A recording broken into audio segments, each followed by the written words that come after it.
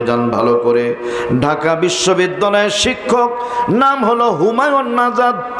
নিজের গ্রন্থের মধ্যে লিখেছিল সমকামিতাকে যারা প্রমোট করেছে বাংলাদেশে, সে তার বইয়ের মধ্যে লিখেছিল রাস্তায় একটা কুকুর আর কুকুরনি যেমন নিজের প্রয়োজন পূরণ করে, মানুষ যদি চাই তারাও এমনটি করতে পারে।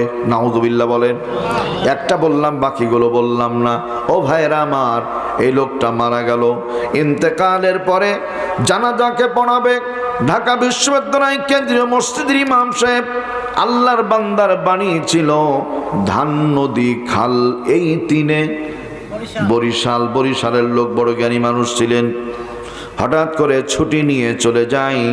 এবার 5টা মোটরসাইকেলে 7 জন মাস্তান এসেছে। মুয়াজ্জিন সাহেব মসজিদের তালা খুলে পেছন দিক থেকে ঘিরে ধরলো। মুয়াজ্জিন সাহেব, ইমাম সাহেব কোথায়? বলছে আমি জানি না। মোবাইল নাম্বারটা দেন। মোবাইল নাম্বার নিয়ে কল দেয়। বলছে হুজুর আপনি কোথায়? আল্লাহর বান্দা বলে মুই যে কোথায় মোর আল্লাহ ভালো জানে। হুঙ্কার মেরে বলেন মারহাবা। মুয়াজ্জিন সাহেবকে জোর করে ধরে নিয়ে চলে গেল।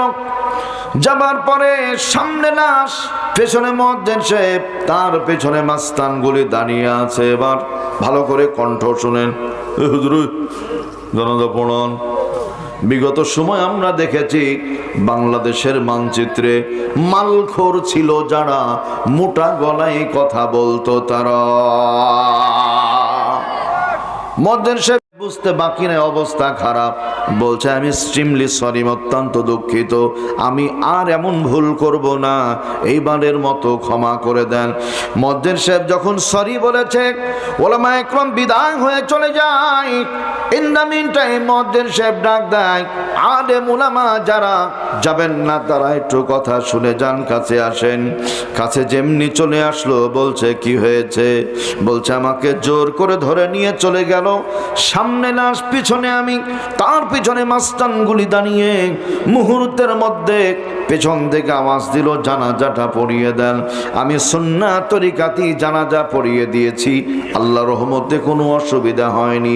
এখন ভালো করে যেটা বলার জন্য আপনাদের ডাকলাম, স্মরণ হচ্ছে সবই ঠিক ছিল, আল্লাহর রহমতে ওযু ছিল না। সোনার ভাইয়েরা আমার দরদিনা, তাহলে এখন আমরা বিচার করি, বলেন তো হুমায়ুন আজাদ সফল না ব্যর্থ? ব্যর্থ। শয়তানের দলের লোক যারা ব্যর্থ, তারা এর চাইতে বাস্তব প্রমাণ আর কিছু হতে পারে না। আল্লাহর দলের লোকের কথা শুনেন।